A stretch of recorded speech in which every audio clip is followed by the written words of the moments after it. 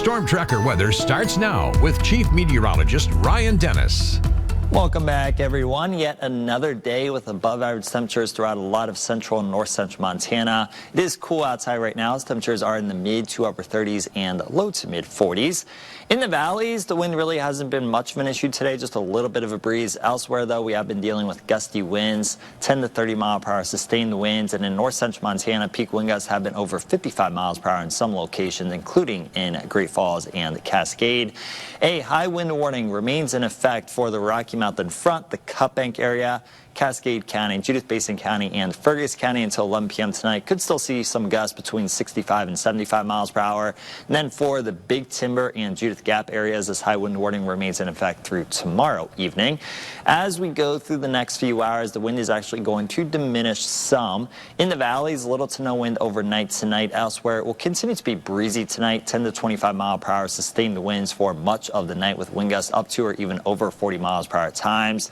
Tomorrow, a cold front is going to be working its way eastward across the state, so widespread gusty winds are expected tomorrow. Sustained winds between 10 and 30 miles per hour and wind gusts over 40 miles per hour will be possible at times. The strongest wind tomorrow will be in north central Montana.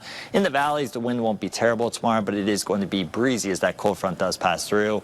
The wind dies down as we head into tomorrow afternoon and tomorrow evening, but it will pick back up for a lot of us as we head into Thursday. On the Opportunity Bank of Montana weather camera, we have had mostly cloudy to overcast skies for the entire day today. Even though there has been a lot of cloud cover, we have had dry conditions in Helena today. There is some moisture off to our west, and this is associated with that cold front that is going to be working its way eastward across the state as we go through tonight and tomorrow. In Montana, there is snow along and west of the Continental Divide, but the radar is currently not working, so you can't see that, at least on radar. But on the road cameras, you can see that snow is falling in portions of western Montana. This is Essex on Highway 2, just to the west of Mirage Pass. We are dealing with low visibility as well as snow-covered roads. McDonald Pass, not terrible right now, but it is slick. Use extreme caution if you are going to be traveling over McDonald Pass this evening or overnight tonight. And then Rogers Pass, we are dealing with lower visibility as well as slick conditions as the snow is falling at Rogers Pass, and it will continue to fall for the rest of tonight. Snow is likely along the Continental Divide and the Rocky Mountain Front through tomorrow morning. And difficult travel is expected at and above Mountain Pass level, including over Rogers Pass and Mirage Pass. McDonald Pass will be slick at times tonight as well. Some of that precipitation will begin to work its way east of the Continental Divide as we get closer to sunrise tomorrow as that cold front begins to work its way through our area. So some scattered rain and sun showers are possible east of the Continental Divide late tonight and tomorrow morning with the passage of that cold front.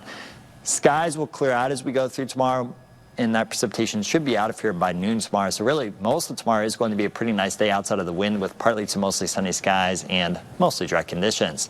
This is a look at how much snow accumulation is possible through tomorrow evening in the lower elevations. A few spots may get a quick coating to potentially an inch of accumulation, but the bulk of the accumulation is going to be at and above Mountain Pass level right along the Continental Divide. And a winter weather advisory is in effect until 11 a.m. tomorrow morning for the Glacier area, as well as for the Butte Blackfoot region and the Potomac and Sealy Lake region. Tonight, low temperatures are going to be in the 30s in a lot of locations, so a cool night. Tomorrow, a cool day with high temperatures topping out in the 30s and the low 40s.